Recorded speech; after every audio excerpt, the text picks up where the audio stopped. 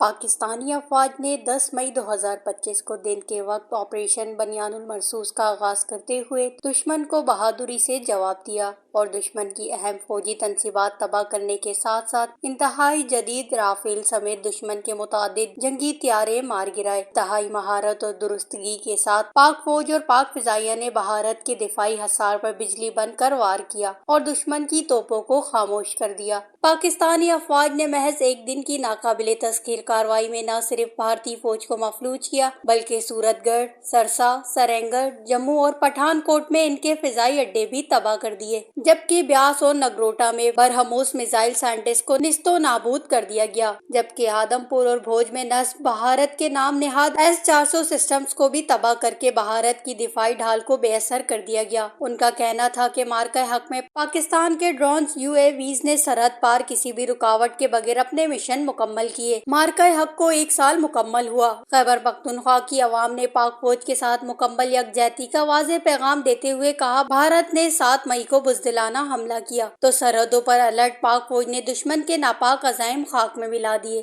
پاکستان نے پاک فوج نے ان کو ایسا بھرپور جواب دیا تھا جو بنیان المرصوص آپریشن کو بڑا مؤثر ثابت ہوا۔ بڑا اچھا ایک پاک فوج نے بہت زبردست جواب دیا تھا، ان کو بڑی طاقت کے ساتھ مظاہرہ کیا تھا پاک فوج نے۔ 7 مئی 2025 کو پاکستان کے لیے ایک بہت بڑا اہم دن تھا، جس دن انڈیا اور پاکستان کی جنگ لڑی تھی۔ پاکستان کے ایئر فورس 17 تھنڈر کی مدد سے رافیل گرائے، جس سے اب انڈیا کوشش بھی نہیں کرے گا قیامت تک پاکستان پر حملہ کرنے کی۔ پاکستان نے ہمیشہ تاریخی میں پاکستان پر بزدلانہ حملہ کیا ہے۔